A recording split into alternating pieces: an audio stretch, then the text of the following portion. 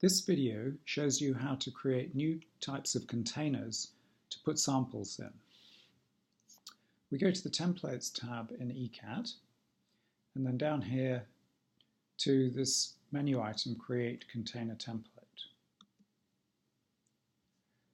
So we need to decide what kind we're doing here. So a freezer box is something that has location, coordinates, and it's somewhere where you will put samples. A well plate is similar, but it looks different when in the interface. A sample container is any other kind of container that you use to put samples in.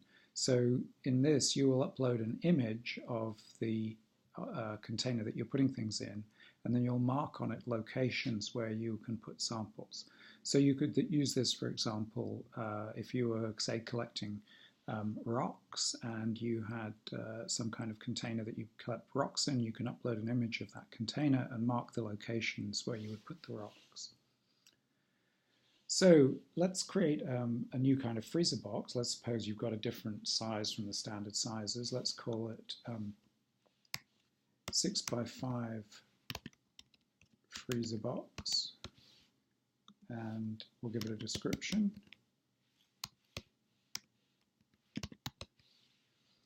And it's freezer box, we say next, and then we're asked what dimensions we want, so we'll say 6x5,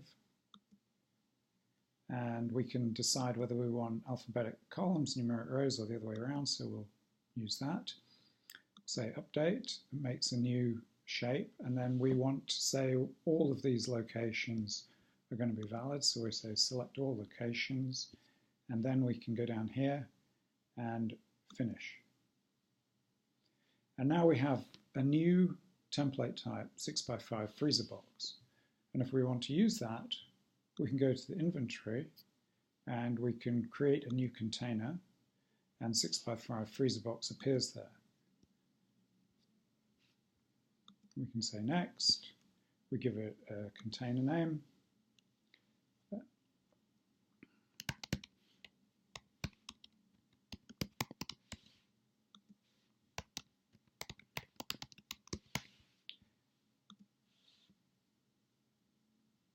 and there we have it. Now we look at what that looks like on the inventory page.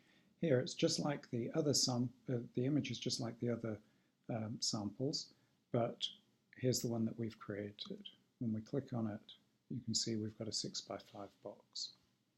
Okay, so that's how you would make another kind of freezer box. Now, if you wanted to make another kind of container that had other sorts of samples in it, for example, the rocks example that I talked about, we can say we want to create a new kind of sample container, and for this we're going to have to upload an image. So I'm going to upload an image that I've got. We'll say upload, and then next. Oh, I need to give it a name. So we'll call this our rock box for the rocks project. And we say next. And now we can add locations here where we're going to put things. So this is too small an image really, but you'll get the idea. So we can put one location there, we can add another one. And this is a bit time consuming, but you only ever have to do it once. Anytime you create another one of these boxes, it'll be there for you. So let's say those are our locations, and then we say finish. And down here, we've got our rock box.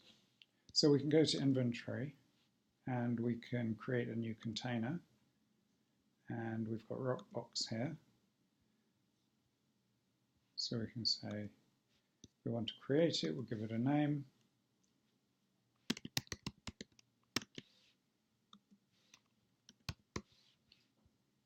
And finish that, and then that looks like this in the interface.